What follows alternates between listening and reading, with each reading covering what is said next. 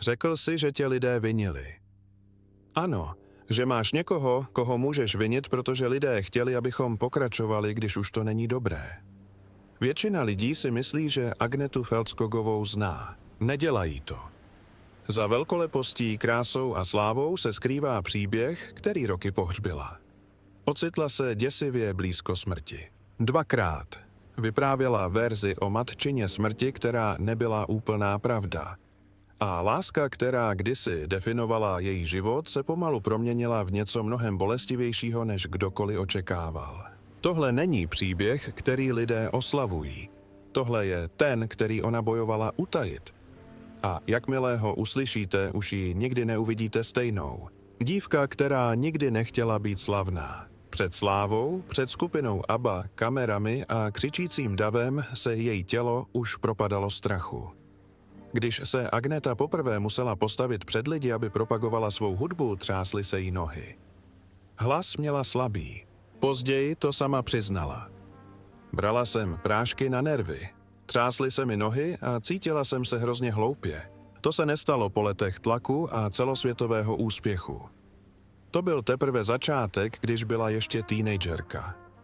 A přesto o tomto životě už bylo rozhodnuto dávno předtím. No, teda předtím, než si to vůbec mohla uvědomit. Když jí bylo 6 let, její otec Ingvar ji přivedl na jeviště pro vánoční představení. Lidé blízcí rodině vypověděli, že od chvíle, kdy ji slyšel plakat po narození, byl přesvědčen, že její hlas je vzácný. Ale toto přesvědčení přišlo s kontrolou. Stal se jejím hlasem intenzivně ochranitelským, téměř posedlým. Když jako dítě plakala, rozzlobil se. Věřil, že příliš mnoho pláče jí to poškodí. Pak přišlo to první vystoupení. Stála tam v 6 letech před davem a očekávalo se, že předvede své výkony. A když skončilo, publikum vstalo. Tleskali, hlasitě, okamžitě, ohromující. To bylo vše, co Ingvar potřeboval. Od té chvíle už nedoufal. Byl si tím jistý. Udělá z ní hvězdu. Od té doby už byl na blízku její kariéře. Vzal ji do Stockholmu na její první nahrávku. Dokonce se podílel na psaní jedné z jejich raných písní. Byla to podpora nebo tlak, kterému se nemohla vyhnout, nikdo nikdy nedostal jasnou odpověď. Přesto měla skutečný talent. Svou první píseň napsala v 6 letech. Na klavír se naučila v 8. Zpívala v kostelním sboru. Ve 13 letech založila dívčí skupinu. Pak v 15 letech učinila rozhodnutí, na které by se většina lidí nikdy neodvážila. Úplně odešla ze školy. Přidala se k orchestru Bernda Engharta jako jejich hlavní zpěvačka. Všechno se dělo rychle. Příliš rychle.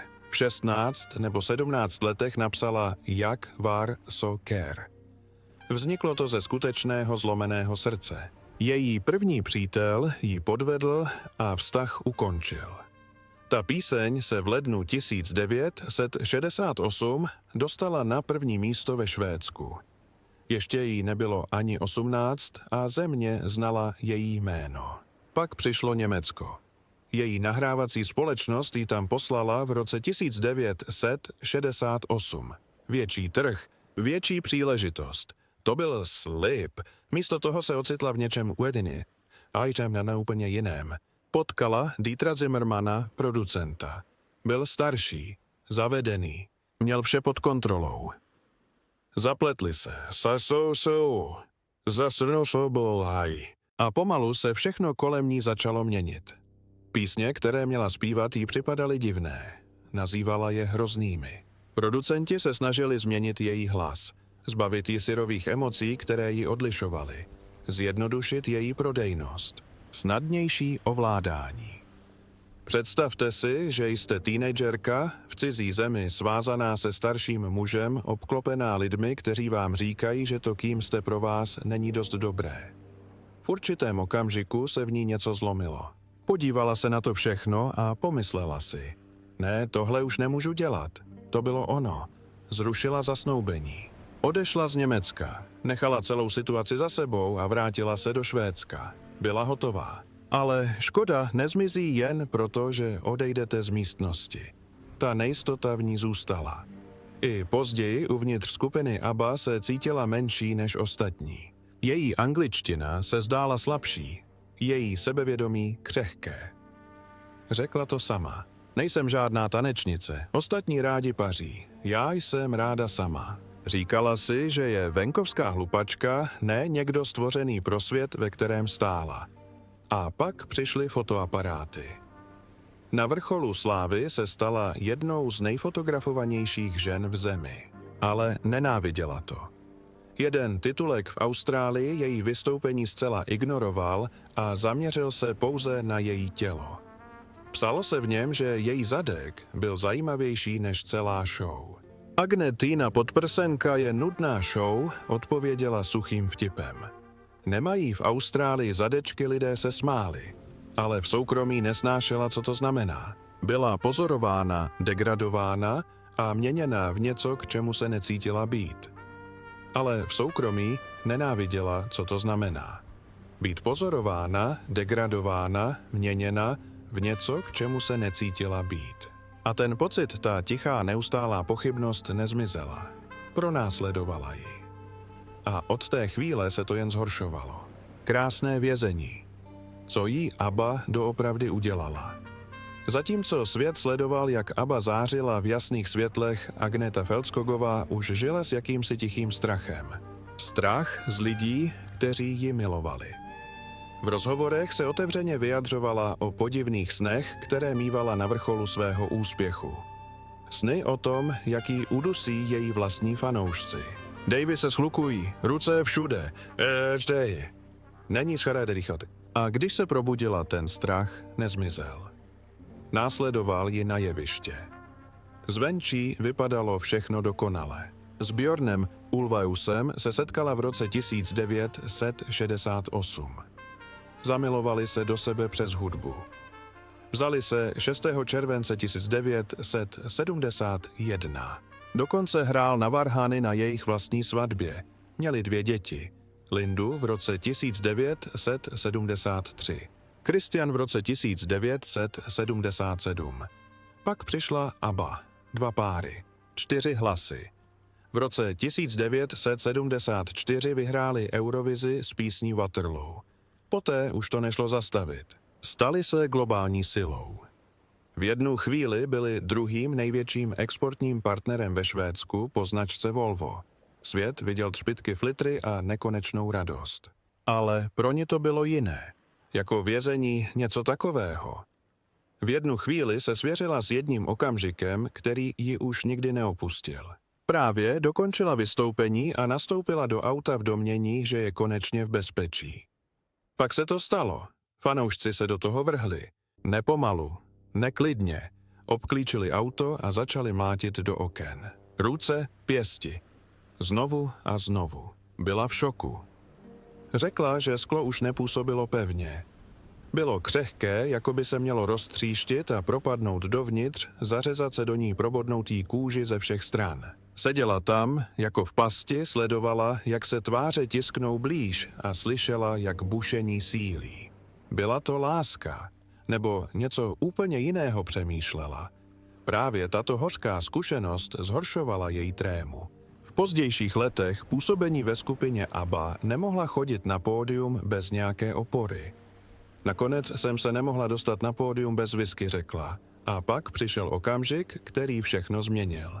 V roce 1979 během svého amerického turné kapela nastoupila do soukromého tryskáče, který kdysi vlastnil Howard Hughes. Měl to být obyčejný let z New Yorku do Bostonu. Proměnilo se z toho něco jiného. Letadlu došlo palivo a zasáhlo ho tornádo. První pokus o přistání selhal. Na druhý pokus konečně přistáli v Manchesteru v New Hampshire. Agenta na tu událost nikdy nezapomněla. Poté už odmítla létat. Úplně. Místo toho zvolila autobusy. Ani to ji ale neochránilo. V roce 1983 se na švédské dálnici autobus převrátil. Vypadla oknem. Další okamžik, který mohl všechno ukončit. Přežila. A jediné, co mohla říct, bylo: musím mít anděla strážného, který se o mě stará. Měla jsem takovou smůlu, ale přežila jsem. 2 zážitky blízké smrti. 2 roky po sobě jdoucí pod tlakem. A svět od ní stále očekával úsměv. Doma ji pronásledoval strach. Existovaly skutečné hrozby. Vyhrožování únosem bylo adresováno jejím dětem Lindě a Christianovi. Zamyslete se nad tím, co to udělá s matkou. Musela být přidělena ochranka. Ochrana se stala součástí každodenního života. A i na místě, které mělo být jejím vlastním, stále nepatřila. Uvnitř skupiny ABBA se cítila rozpačitě s ostatními. Světem se snadno proplétali. Smáli se. Socializovali se. Přijali to. Ona to nedokázala. Řekla to na rovinu. Byla jsem černá ovce. Ostatní byli společenstější. Svět se k nim choval jako k královské rodině. Ale ona to nikdy necítila. Byli jsme královská rodina, ale dodnes se jen těžko dokážu vnímat jako světovou hvězdu. A pak tu byla část, které nemohla uniknout. Její image. Kostýmy. Kamery. Způsob, jakým se na ní lidé dívali, ještě než ji slyšeli zpívat. Stala se pin-up girl kapely, ať už chtěla nebo ne. Davy křičeli kvůli jejímu tělu, ne kvůli jejímu hlasu. Celá jedna éra jejího života se omezovala na to, jak vypadala pod těmi světly. Nakonec to všechno náhle skončilo. Rozpad skupiny ABBA.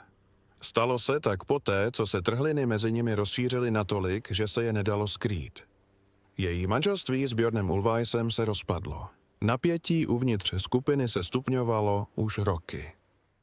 Tlak, neustálé cestování, emocionální vypětí. Všechno to najednou dohnalo. Agita se zhroutila. Vzlikala, ne jemně, ne tiše. Uzavřela se do sebe. Téměř nemluvila. Jen málo kdo ji kdy viděl. Svět byl svědkem rozpadu kapely. Cítila zhroucení všeho, co se snažila přežít. Také úplně přestala poslouchat Abebu. Ne celé týdny, celé roky. Potřeboval jsem si odpočinout po ABBA. Byla jsem tak unavená. Unavená z cestování. Unavená ze všeho. Po mnoho let, co jsme přestali, jsem neposlouchala písničky skupiny ABBA, řekla Agita v rozhovoru. V Ben nabídka přišla o několik let později. $1 miliarda za masivní shledání. Odpověď přišla rychle. Řekli jsme ne, nemáme šanci. Žádná šance. Mnoho lidí si myslelo, že se zbláznili. Jak mohli takovou nabídku odmítnout? Co lidé neviděli, bylo to, co k odmítnutí vedlo. Roky bolesti traumatu a zlomeného srdce. A Agita to cítila nejvíc. Co lidé neviděli, bylo, jak blízko byla ke zlomu. A právě když se zdálo, že to nejhorší je za námi, začalo se hroutit něco mnohem osobnějšího. A všechno to začalo s jejím partnerem Björnem. Píseň o zlomeném srdci a ztrátě. V roce 1980 se Björn posadil, nalil si drink a napsal píseň o ztrátě své manželky. Pak vešel do studia, podal jí text písně a požádal jí, aby ho zaspívala. Přečetla si ho. Oči se jí zalily slzami. A ona stále říkala, Kela, ano, tohle tady nebylo roky po té bolesti, tohle bylo přímo v ní. Agita Feldskog a Björn Ulvaeus se začali rozpadat už koncem roku 1978. V lednu 1979 podali žádost o rozvod. V červenci 1980 byl rozvod dokončen. Ale pro svět to vypadalo klidně a kontrolovaně. Říkali tomu šťastný rozvod. Později přiznala pravdu. Vždycky jsme médiím říkali, že jde o šťastný rozvod, což samozřejmě byla jen zástěrka. Všichni samozřejmě víme, že šťastné rozvody neexistují, zvlášť když jsou v nich děti. Za tou zástěrkou se rozpadala. Popsala se jako citově zohavená. To je slovo, které zvolila. Zohavená byla rozervaná na kusy. A zatímco se s tím stále snažila vyrovnat, stalo se něco jiného, co ji zasáhlo ještě hlouběji. Během několika dní po jejich odloučení byl Björn veřejně spatřen s jinou ženou, Lena Kellerho.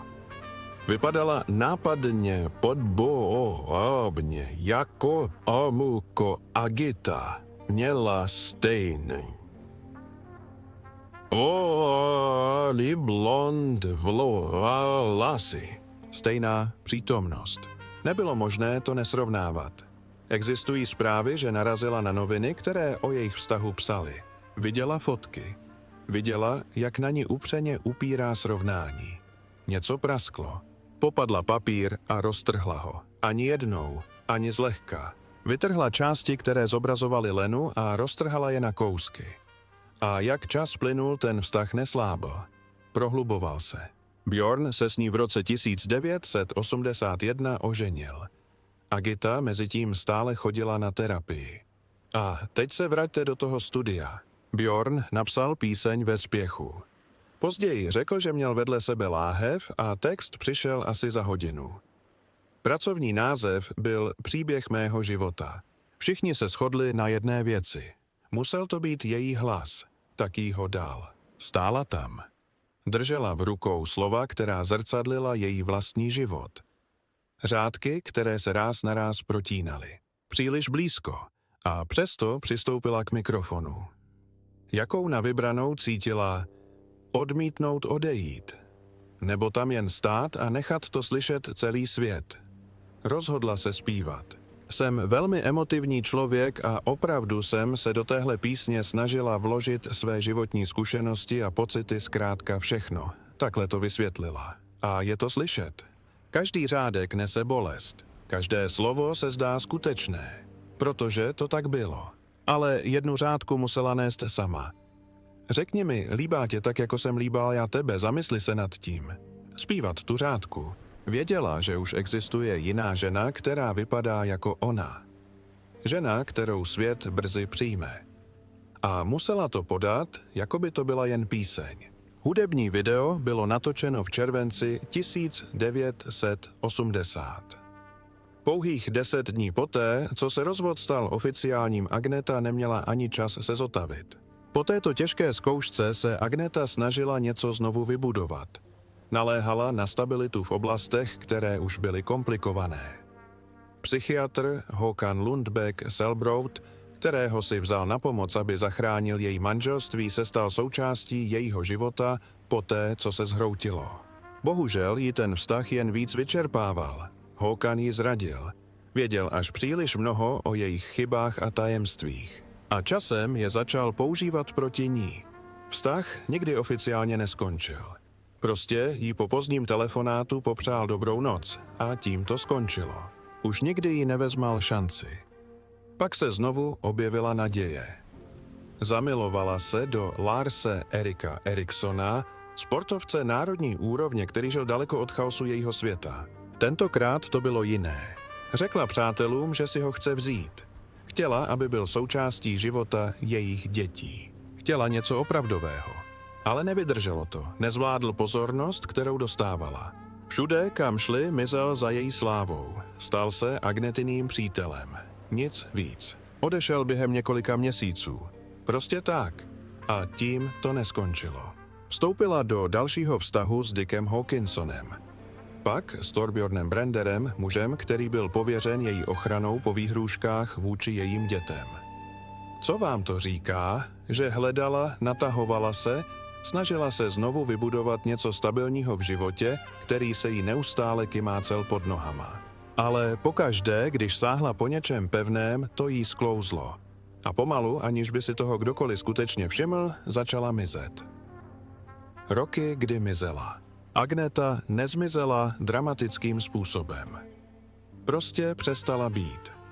Po rozvodu s Björnem Ulvaeusem vydala v 80. letech 3 sólová alba. Obejmi mě oči ženy, stojím sám. Zvládli to dobře. Hlas tam stále byl. Publikum tam stále bylo. Ale potom nastalo ticho. Uběhlo 17 let a žádné nové nahrávky nebyly. Kam se poděla, uchýlila se na své panství na Ekerö, tichém ostrově za Stockholmem. Odlehlý, izolovaný. A pak uprostřed toho ticha udělala něco, co nikdo neviděl. V roce 1990 se tajně provdala za Tomase Sonnenfelda. Bez oznámení. Bez tisku. Žádné fotografie. Nic. Jakoby se snažila postavit něco křehkého na místě, kde se toho nikdo nemůže dotknout. Proč by někdo zašel tak daleko, aby skryl něco, co by mělo být radostné? Ale ať se snažila udržet cokoliv, nevydrželo to. Manželství se rozpadlo do 2 let a veřejnost se o tom dozvěděla až díky rozvodu.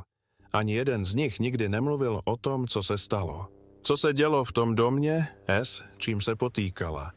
Co nikdo nesměl vidět, ale ať se snažila udržet cokoliv, nevydrželo to.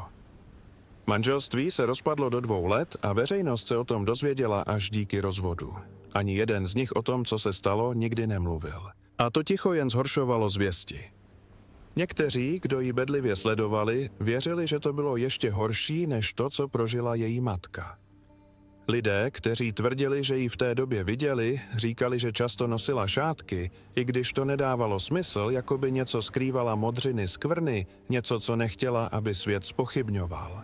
A pak jsou tu příběhy, které zní téměř neskutečně, ale odmítají zmizet o tom, jak ve snech vidí svou matku, jak jí říká, aby utekla stejná slova, která jí kdysi řekla: utíkej, neohlížej se zpět. Ale tentokrát to neudělala. Zůstala příliš dlouho. Proč? Nikdo neví. Byl to strach. Strach z toho, že bude vnímána jako nestabilní. Strach z toho, že se svět znovu dívá na její hroucení, co se dělo uvnitř toho domu. Nikdo to nikdy nedokázal plně vysvětlit. Krátce na to se všechno kolem ní začalo znovu hroutit. Její matka zemřela, pak do roka zemřel i její otec. 2 ztráty hned za sebou. Nebyl čas to ani z toho vyřešit. Neměla nikoho, o koho by se mohla opřít. Později řekla, že to byly hrozné roky mezi 40 a 50. Slovo hrozné to ani zdaleka nevystihuje.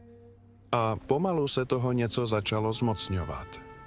Strach, nejen nepohodlí, nejen zkost, skutečný jí strach. Strach z davů, strach z otevřených prostor, strach z opuštění vlastního domova. Během tohoto období se přestěhovala ještě hlouběji do ekora, hlouběji do lesa. Postavila si menší dům, uprostřed kterého byl soukromý dvůr, do kterého nikdo nemohl nahlédnout, protože to, že ji někdo viděl, jí už stálo příliš mnoho.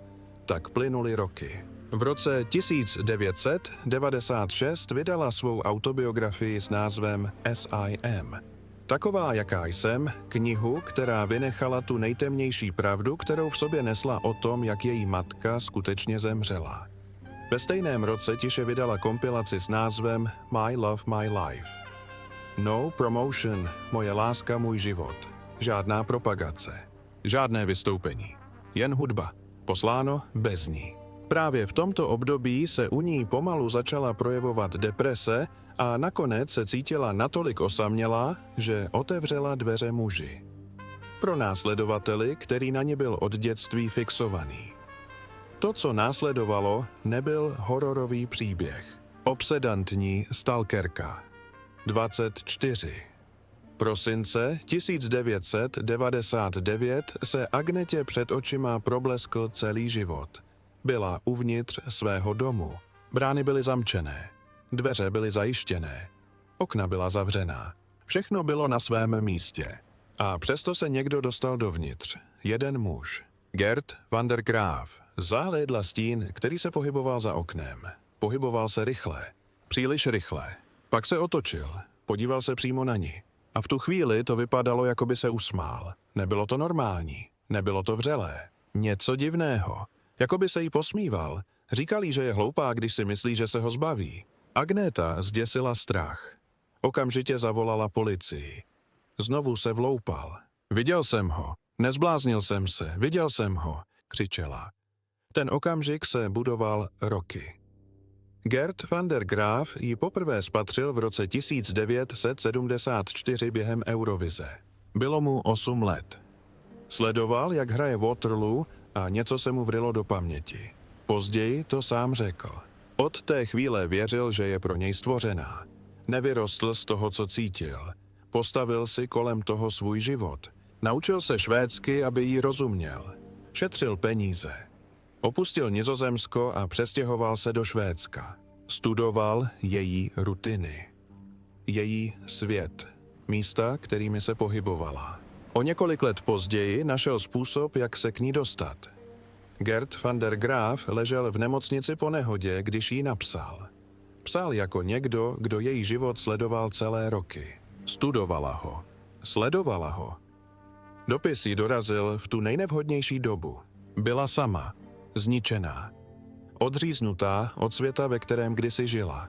A z důvodů, které nikdo nikdy plně nevysvětlil, ho šla navštívit.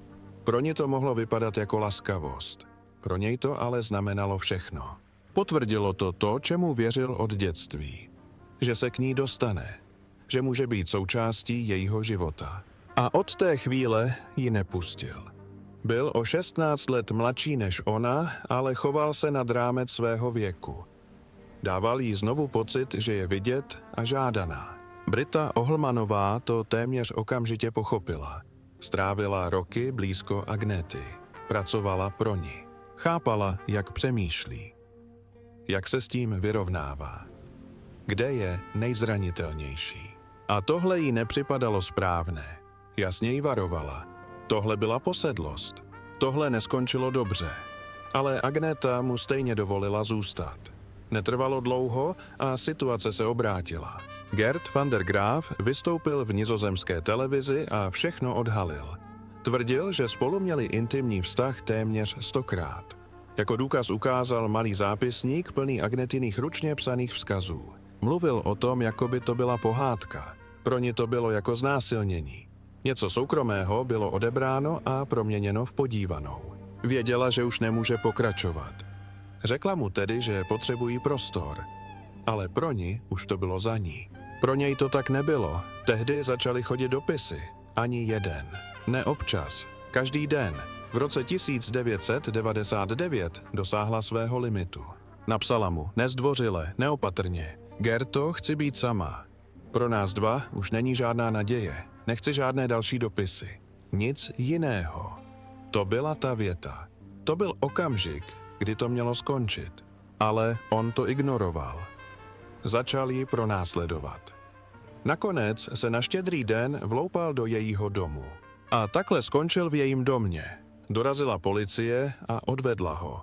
V dubnu 2000 byl obviněn z výhružného chování. Člověk by si myslel, že ho to změní. Ne, jen ho to rozuřilo a zoufale ji rozlobilo. Reagoval tak, že překročil další mez.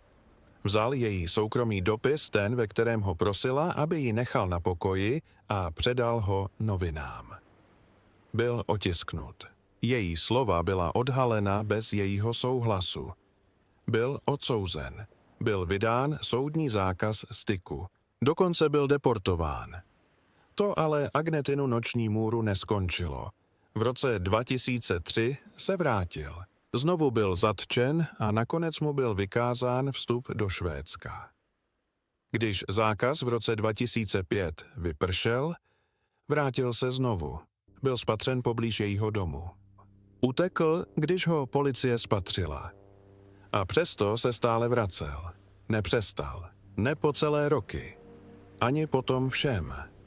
Když Agneta v roce 2004 vydala své vlastní album My Coloring Book, čímž prolomila 17 let nahrávací ticha Gertův návrat poblíž jejího sídla v daném roce ji příliš vyděsil na to, aby se věnovala propagaci.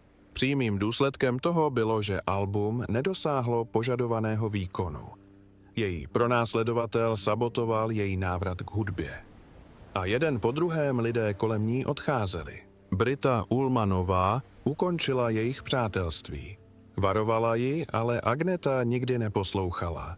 A s tím byl pryč jeden z posledních lidí, kteří Agnetě skutečně rozuměli. A vrátila se k osamělosti. A tato zkouška stále neskončila. Protože v roce 2023, kdy bylo Agnece Feldskogové přes 70 a strávila celá desetiletí snahou o to, aby ji prostě nechali na pokoji svět, předal jejímu trýzniteli něco, s čím nemohla bojovat. Globální platforma. Nejhorší léta a nejlepší konec. Popsala to jako příběh o tom, jak se z dětské lásky stalo něco, co ovlivnilo život muže. Takhle to zarámovali. Co je to za svět, kdy se noční můra ženy promění v obsah? Ani zúčastnění nechápali, do čeho vstoupili. Expert na stalking si pro dokument přivedl Zoe Dronfieldovou, která se sama stala obětí stalkingu. To, že ji její vlastní stalker bodl do krku a způsobil jí krvácení do mozku, se zjistilo až po natáčení. Když se dozvěděla, že Agneta prosila, aby se to nedělalo, řekla: "Teď se třesu bolestí, jen když na to pomyslím." Je to opravdu podlé dělat tohle, když si to Agneta nepřála. Kdyby to řekli, nikdy bych nesouhlasila. Susanne Strandová, švédská odbornice na kriminologii, celou myšlenku kritizovala. Řekla, že v příběhu stalkera se oběť nestaví do centra pozornosti. Odstraní se její identita. Chráníte člověka, který to prožil. Ale to se nestalo. Místo toho muž, který odmítl opustit její život, dostal prostor a on ho využil. Sám Gerd se posadil před kameru a řekl: "Ještě to není konec, alespoň ne z mé strany. Chybí mi. Pořád se mi to motá v hlavě. Možná je to něco, čeho se nikdy nevzdám. Ne do posledního dechu." Režisérka později přiznala něco, co to ještě zhoršilo. Řekla, že použití Agnetyna jména jim pomohlo oslovit širší publikum. To bylo ospravedlnění. Její bolest byla zneužita k přilákání diváků. Její příběh ale tím nekončí, protože se stalo něco jiného, co působilo velmi odlišně. Následovalo album Voyage, vydané v roce 2020, jedna první nová hudba skupiny ABBA po 40 letech. A v tom studiu stála poprvé po desetiletích naproti Björnovi Ulvaeussovi opět spolupracovali. Muž, který napsal píseň o jejím rozvodu a požádal ji, aby ji zaspívala. Björn později popsal tento okamžik ve studiu. Řekl, že se podíval Agnetě do očí a uviděl v nich teplo přátelství, pouta, která se 4 desetiletí nezlomila. Když mu pohled opětovala, nebyl v nich žádný hněv, žádná zášť. Nechala to být. Nakonec si zvolila mír. V březnu 2024 se všichni 4 členové skupiny ABBA shromáždili ve stockholmském královském paláci. Karel XVI. Gustav jim udělil vyznamenání komandér první třídy královského řádu Vasa, což bylo poprvé za téměř 50 let, kdy bylo toto vyznamenání uděleno švédským občanům. Agneta to přijala s vřelostí, jakou mnozí už léta neviděli. Někteří věří, že ten okamžik, kdy tam znovu stála se skupinou, jí přinesl jakési tiché uzdravení. Dnes stále žije na Ekeru. Klidné, soukromé. Její syn Christian bydlí nedaleko. Její dcera Linda je blízko. Teď má vnoučata. Může znovu létat, ale jen na krátké vzdálenosti. Stále dochází na terapii. Nevystupuje na veřejnost, pokud se sama nerozhodne. Už nic nevysvětluje. Nemusí. Protože v tomto bodě je pravda jednoduchá. Přežila všechno, co se jí snažilo zlomit. A teď chrání to, co zbylo.